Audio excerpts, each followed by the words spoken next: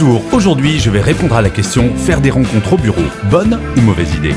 Je suis Gaël Châtelain-Berry, bienvenue sur mon podcast Happy Love, le podcast qui va essayer de rendre votre vie personnelle plus sympa. Bien, les rencontres au bureau. Commençons par quelques chiffres. Selon un sondage réalisé pour PageGroup, 37% des Français ont déjà éprouvé un intérêt sentimental particulier, que c'est joliment dit ça tient, pour l'un de leurs collègues. Et parmi ces 37%, 59% ont passé le pas. Alors, la statistique ne dit pas combien de temps ces histoires ont duré.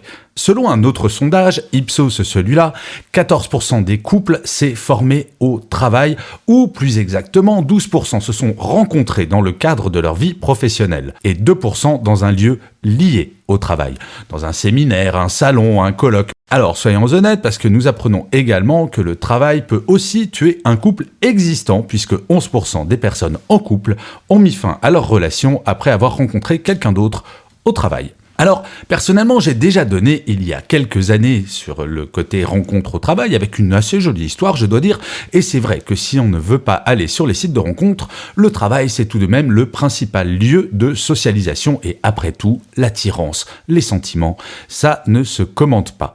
Pour autant, j'aimerais bien vous proposer 2 petits points assez fondamentaux, histoire d'éclaircir votre regard si jamais votre voisin de bureau, vous êtes en train de le regarder avec un petit œil plein de désir en vous disant « toi, je te croquerai bien ». La première chose à prendre en considération, c'est la taille de l'entreprise. Même si je suis un éternel optimiste, il ne faut pas exclure le fait que votre idylle se finisse mal. Et franchement, ce n'est pas tout à fait pareil si vous travaillez dans une entreprise de 20 personnes et que vous allez voir votre potentiel ex tous les jours, toute la journée, ou si vous travaillez au 5e étage d'une tour à la Défense et que votre conquête travaille au 50e étage. Alors, quelle que soit la taille de l'entreprise, bien entendu, si c'est au sein de votre équipe que vous voulez lancer la petite flèche de Cupidon, franchement, je pense que c'est un très mauvais plan. L'histoire dont je vous parlais tout à l'heure, que j'ai eue personnellement dans le travail, eh bien c'était ça, et c'est pas facile à vivre tous les jours, je peux vous le garantir.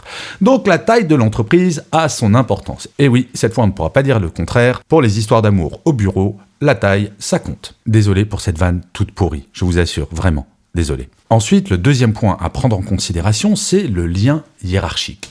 Commencer une histoire avec son ou sa boss, ou avec un membre de son équipe si on est manager, c'est honnêtement une très mauvaise idée, à moins d'être sûr, bien entendu, à 100% que c'est l'homme ou la femme de ta vie.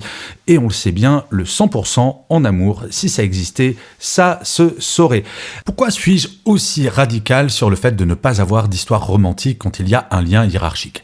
Eh bien, c'est tout simple. Quand il y a un lien hiérarchique, bien souvent, et j'en parle dans Happy Work, mon autre podcast consacré au bien-être au travail, quand il y a un lien hiérarchique, parfois la relation peut être tendue.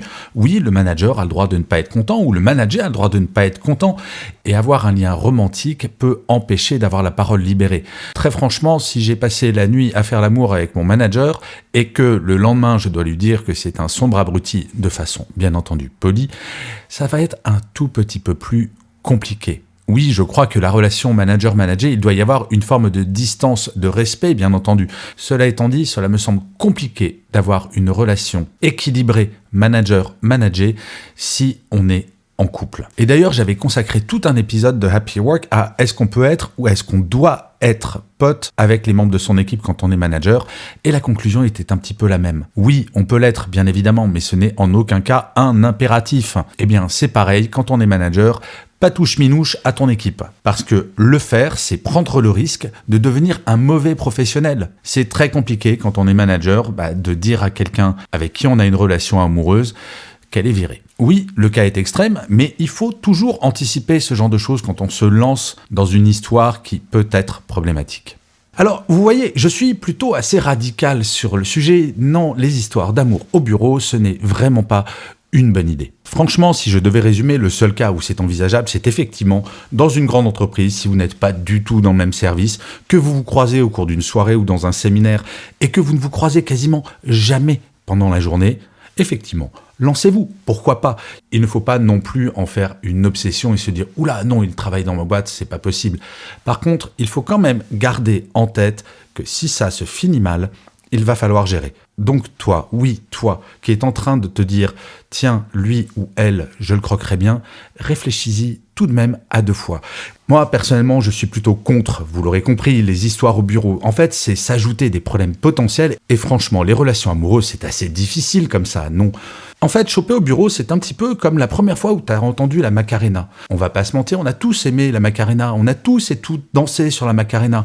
Mais à un moment, forcément, si c'est toute la journée la Macarena, ça saoule. Eh ben, imagine, choper au bureau, c'est un petit peu ça. Au début, c'est sympa, mais à un moment, ça risque de te saouler d'écouter la Macarena du soir au matin en permanence. Eh bien voilà, merci beaucoup d'avoir écouté cet épisode de Happy Love. N'hésitez surtout pas à vous abonner sur votre plateforme préférée. Happy Love commence tout juste, on en est au 4e épisode. Et si vous souhaitez que ça dure encore longtemps, que plein d'autres thématiques soient traitées, eh bien abonnez-vous, ça prend 2 secondes. Ça permettra à Happy Love de durer longtemps. Et en plus, de vous à moi, ça me fait super plaisir. Je vous dis rendez-vous au prochain épisode. Et d'ici là, prenez soin de vous. Salut les amis.